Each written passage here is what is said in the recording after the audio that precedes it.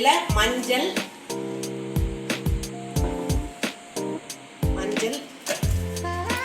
Chicken masala, கொஞ்சம் pepper ஜாஸ்தியாக போடுறோமில்லைங்க, அதனால் கொஞ்சம் சிக்கன் மசாலா போட்டுக்கிறது.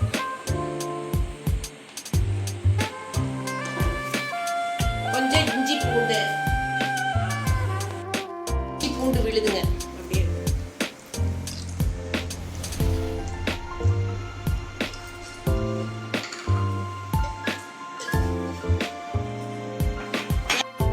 தேவையான உப்புங்க.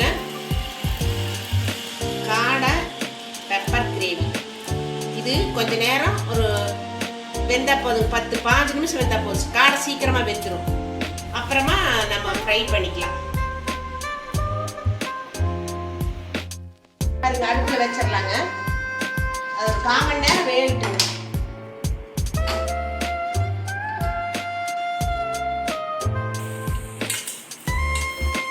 கொஞ்சம் தண்ணி ஊற்றிடலாங்க.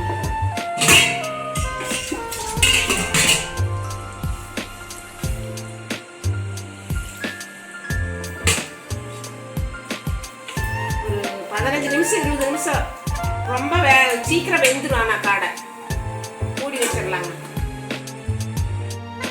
காடை வேக வச்சு எடுத்துக்கிறேன். பாருங்க, இந்த மாதிரி மஞ்சள், 1 ஸ்பூனு மிளகாத்தூள், உப்பு இது போட்டு இப்படி வேக வச்சு எடுத்துக்கணுங்க. இன்னும் வந்துங்க காடை வச்சு இதை கடாய் வச்சு ஃப்ரை பண்ணணுங்க. ஃப்ரை பண்ணுறதுக்கு பாருங்க, எல்லாம் வெங்காயம், வரமிளகா, கருவேப்பிலை, மல்லித்தழை இது போட்டு நல்லா வணக்கி விட்டு, காடையும் போட்டு வணக்கி கடைசியாக தான் பெப்பர் போட்டு இறக்கி வைக்கணுங்க. கடாய் வச்சுட்டுங்க ஃப்ரை பண்ணிடலாம்.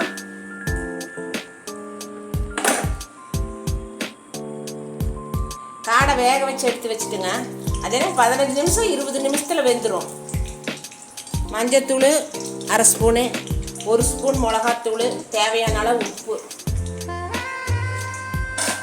இப்போ வந்து பாருங்க, இதெல்லாம் வெங்காயம், வரமிளகா 4, கருவேப்பிலை, கொத்தமல்லி, கடுகு கூட வேண்டாம். பெப்பர் அப்புறமா கடைசியாக போட்டு இது பண்ணணும். இது நல்லா வேகணுங்க.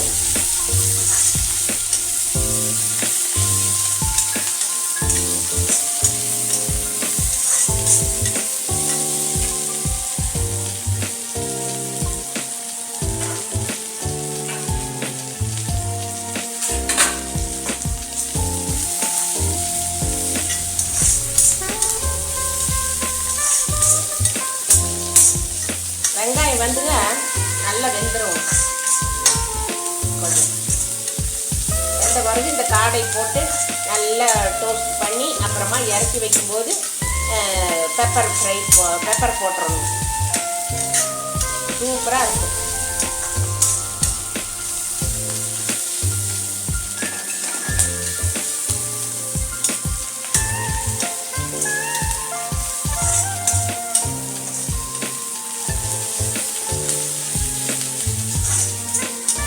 செஞ்சு பாருங்கள். 4 காடை.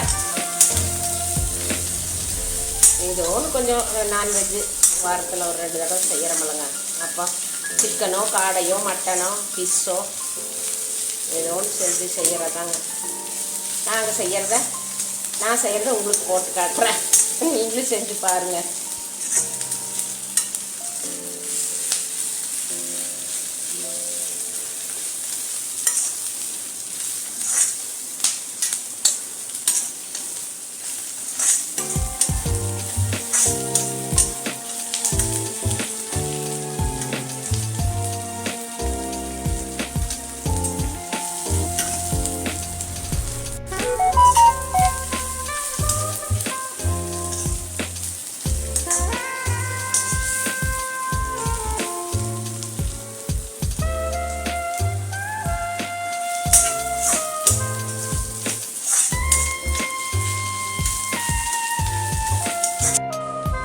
ரெடி ஆயிடுச்சுங்க.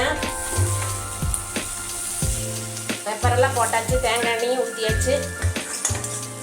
Gravy ready ஆகிடுச்சுங்க. பெப்பருக்கு இது நல்லா டோஸ்ட் மாதிரி இருக்குது. கிரேவியாட்டாக டோஸ்ட் மாதிரி நல்லா இருக்கும். Pepper toast.